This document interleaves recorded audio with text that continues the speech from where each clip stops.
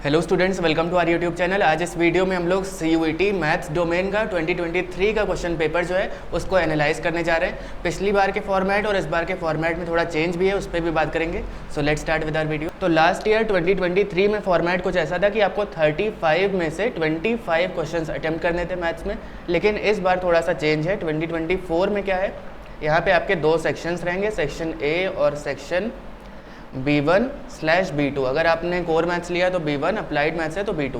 फिलहाल अगर core maths की बात करें, सेक्शन ए में 15 क्वेश्चंस रहेंगे, ये कोर हो चाहे अप्लाइड दोनों के लिए कंपलसरी है। सेक्शन B1 में आपके 35 क्वेश्चंस होंगे, जिनमें से आपको कितने करने हैं, ओनली 25। तो ओवरऑल आप देखिए 25 + 15 40 क्वेश्चन आपको अटेम्प्ट करने हैं, कितने में से, 50 में से। तो इस बार का पैटर्न ऐसा है कुछ। लेकिन फिलहाल अभी हम लोग जो प्रीवियस ईयर पेपर देख रहे हैं वहाँ पे आपको 35 क्वेश्चंस देखने मिलेंगे। चलिए इसको डिस्कस कर लेते हैं। तो फर्स्ट क्वेश्चन है, the area enclosed by the ellipse x² + 9² + 6² = 1। तो ये इलिप्स की इक्वेशन गिवन है, आपको एरिया निकालना है। ऑलरेडी आपको पता है कि इलिप्स में जो मेजर एक्सेस होती है वो डिटरमाइन की जाती है कि आपका डिनोमिनेटर कैसा है। x² का जो डिनोमिनेटर है वो हाईएस्ट है, तो उस केस में major axis will be along X axis. तो इस तरह से हमने ए और बी की वैल्यूज़ कंपेयर करके निकाला और उसके बाद एरिया ऑफ इलिप्स का फॉर्मूला लगाएंगे, πAB। तो यहाँ से 54 पाई आपका आंसर आ जाएगा, यानी कि ऑप्शन 2 यहाँ पे सही हो जाएगा। ठीक है। सेकेंड इसी में, if A is a square matrix of order 3 और बी गिवन है k × a के बराबर, और आपको ये भी बता दिया है कि डिटर्मिनेंट ऑफ बी जो है वो x × डिटर्मिनेंट ऑफ a हो जाएगा। तो यहाँ पे अगर हम लोग कुछ कंपैरिजन करेंगे तो x की वैल्यू k³ आ जाएगी। तो आपको याद रखना है, डिटर्मिनेंट और मैट्रिसेस में क्वेश्चंस अच्छे पूछे जाते हैं और उस केस में डेफिनेशन बेस्ड क्वेश्चंस भी आते हैं। डेफिनेशन बेस्ड क्वेश्चन यानी कि रो मैट्रिक्स क्या है, कॉलम मैट्रिक्स क्या है, और इसके अलावा जो आप ऑर्डर और डिग्री से रिलेटेड देख रहे हैं, और इसके अलावा आ जाएगा एडजॉइंट और डिटर्मिनेंट ऑफ ए का जो रिलेशन होता है, इन सब टाइप के क्वेश्चन ज़रूर आते हैं। तो यहाँ पे देखिए इस तरह से k × a गिवन है, आपको ऑलरेडी पता है। जब डिटर्मिनेंट करते हैं तो जो भी कांस्टेंट होता है उस पर जो पावर लगेगी वो क्या होगी, ऑर्डर के मुताबिक। तो ये हो जाएगा k³ और डिटर्मिनेंट ऑफ a के बराबर। ठीक है। क्वेश्चन नंबर 3 देखिए, सिंपल एकदम मैट्रिसेस का क्वेश्चन है और वो भी डेफिनेशन बेस्ड क्वेश्चन है। अगर आपको सारी डेफिनेशंस पता है तो उनके एग्जाम्पल भी आपको पता होंगे। तो यहाँ पे देखिए एक एग्जाम्पल गिवन है और आपको बताना है ये कौन सी मैट्रिक्स है। तो यहाँ आप देखिए 0 0 0, ये जितने भी डायगोनल एलिमेंट है वो 0 है, और इसके अलावा ऊपर वाले 1 - 3, नीचे है -1 3। तो ये एक स्क्यू सिमेट्रिक मैट्रिक्स है, जिसमें क्या होता है, a का transpose is equal to -(a). इसके लिए आपको चेक भी करना पड़ेगा रफली। तो चेक करने पे आपको ये पता चल गया कि ये एक स्क्यू सिमेट्रिक मैट्रिक्स है। इसी टाइप का फोर्थ वाला जो है वो डिफरेंशियल इक्वेशन से पूछा गया है, ऑर्डर और डिग्री से रिलेटेड। हाईएस्ट ऑर्डर डेरिवेटिव जो होगा वो ऑर्डर और उसकी जो पावर है वो डिग्री हो जाएगी। फिर डिफरेंशियल इक्वेशन से फिर से पूछा गया है, यहाँ पे आपको बताना है कि ये डिफरेंशियल इक्वेशन कौन सी फैमिली ऑफ कर्व को रिप्रेजेंट करेगी। तो इसके लिए हम लोग y वाले टर्म्स एक तरफ, x वाले टर्म्स एक तरफ करके और उसके बाद दोनों को इंटीग्रेट करेंगे। तो आपको मिल गया x² + y² = c। ठीक है। सिक्स्थ वाला देखिए, ये भी डिटर्मिनेंट बेस्ड सिंपल सा क्वेश्चन है। आपको डिटर्मिनेंट की वैल्यू सॉल्व करनी है और 0 के इक्वेट कर देना है 0 के बराबर। तो आपको x की 2 वैल्यूज़ मिल गई। इसके बाद सेवन्थ वाला अगेन आपसे पूछा गया इंटीग्रेशन से, जो कि है डेफिनेट इंटीग्रल। यहाँ पे आपको सॉल्व करने के बाद फिर लिमिट्स को पुट भी करना है, और ये क्वेश्चन जो है वो आपका पूछा गया है ग्रेटेस्ट इंटीजर फंक्शन का। तो इसको भी एक बार ध्यान से देख लीजिएगा। एट्थ वाला फिर से मैट्रिसेस से देख रहे हैं आप। सेक्शन ए में काफ़ी मैट्रिसेस और डिटर्मिनेंट से पूछा जाता है। तो एट्थ वाले में है मैट्रिक्स ए गिवन है जिसका ऑर्डर है 2 × 3, और बी एक मैट्रिक्स है जिसका ऑर्डर है 3 × 2। तो बताना है क्या दोनों डिफाइंड है या नहीं है। तो देखिए ए और बी को अगर आमने सामने रखते हैं तो यहाँ पे 3 और 3 मैचिंग है, यानी ए बी का जो ऑर्डर होगा वो 2 × 2 होगा।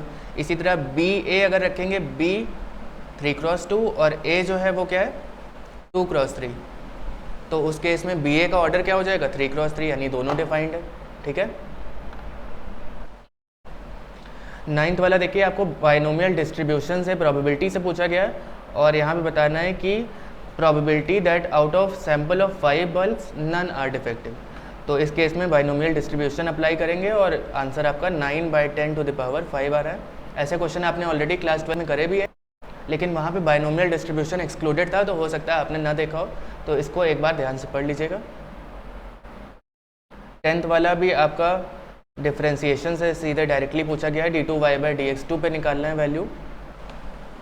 क्वेश्चन 11 पे थोड़ा खास ध्यान दीजिएगा। यहाँ पे जो क्वेश्चन है ये match the column type question है, तो यहाँ पे आपको A B C D रफली सबको सॉल्व करके चेक करना पड़ेगा उनके आंसर क्या होंगे, और इसका बेस्ट पैटर्न है आप एलिमिनेट करते जाइए। जो जो आपको लग रहा है, जैसे A का मान लीजिए इस केस में 4th आ गया, तो आपको पता चल रहा है कि A में और कहीं पे भी 4 आगे नहीं लिखा हुआ है, तो इसका मतलब बाकी के हमें चेक ही नहीं करने, सीधे यही ऑप्शन हो जाएगा। ठीक है, मान लीजिए मल्टीपल इस तरह के ऑप्शन है जहाँ पे A4 गिवन है, तो फिर हम उसके आगे B वाला चेक करेंगे। इस तरह से आप एलिमिनेट करते जाइए स्टेप्स, तो आपको सारे चेक नहीं करने पड़ेंगे। तो यहाँ पे इन्होंने मैक्सिमम और मिनिमम वैल्यूज से रिलेटेड क्वेश्चन पूछा है और इनके आंसर्स भी गिवन हैं दूसरे लिस्ट 2 में, इसको मैच करना रहेगा, यानी कि ऑप्शन आपको इसमें सही वाला बताना है। तो इस केस में ऑप्शन 1 सही है। आप इसका डिटेल सॉल्यूशन हमारी वेबसाइट पे भी देख सकते हैं। 12th वाला क्वेश्चन भी आपका प्रोबेबिलिटी से पूछा गया, मीन नंबर ऑफ हेड्स बताने, यानी कि मीन के लिए क्या करते हैं, summation of x into F x.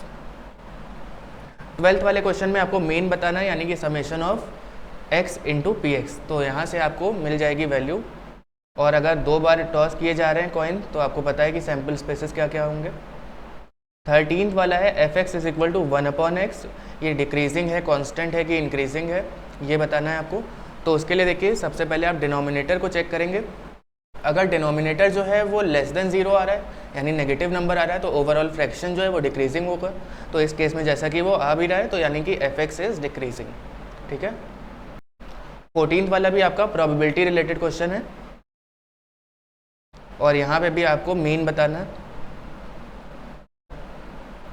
15 question LPP based question है, और यहाँ पे आपको बताना है ऑब्जेक्टिव फंक्शन मैक्सिमाइज करना है z is equal to 2x plus 3y को, इसको मैक्सिमाइज करना है। उसके लिए हम सारे कंस्ट्रेंट्स पे चेक करेंगे कहाँ पे मैक्सिमम वैल्यू आ रही है। ठीक है,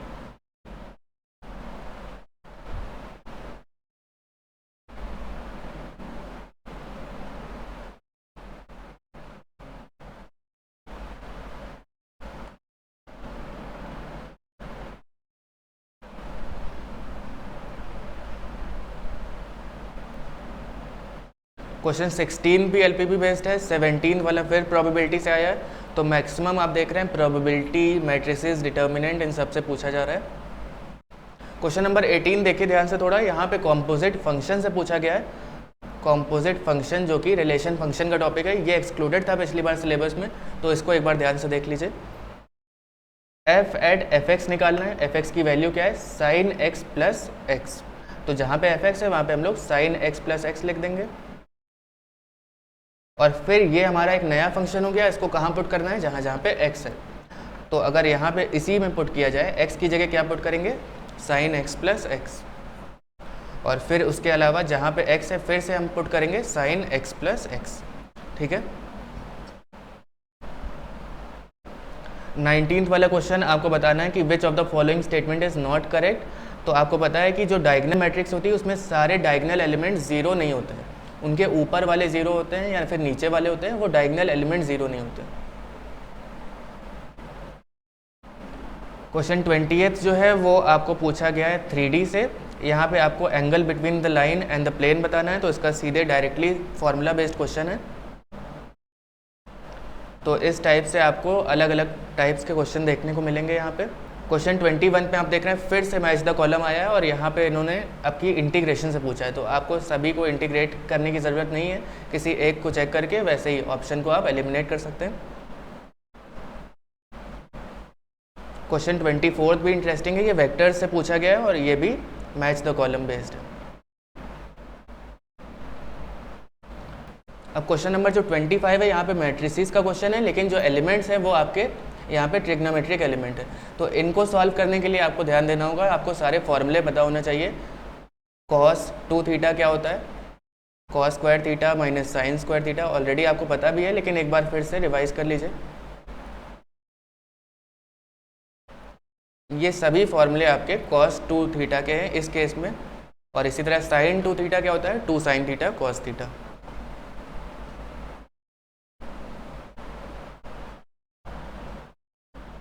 इसके अलावा जो 27th वाला क्वेश्चन है ये अप्रॉक्सीमेशन से पूछा गया है, ये भी एक्सक्लूडेड था आपका, AOD का ये टॉपिक है, तो इसको एक बार डिटेल में पढ़ लीजिएगा।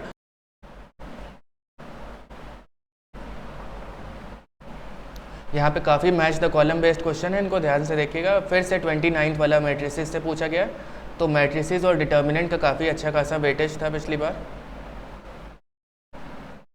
यहाँ पे क्या है, 3 points A, B and C are collinear, then D is equal to A1 B1 1, A2 B2 1 and A3 B3 1। तो बताना यहाँ पे D की वैल्यू क्या होगी। D की वैल्यू सिंपली 0 होगी, क्योंकि यहाँ पे एरिया ऑफ ट्रायंगल से रिलेटेड ये है। तो एरिया ऑफ ट्रायंगल 0 कब होता है, जब तीनों पॉइंट्स कोलिनियर होंगे, उस केस में ट्रायंगल बनेगा ही नहीं, तो एरिया भी नहीं होगा, यानी कि D इज इक्वल टू 0, ये ऑप्शन इसका सही है।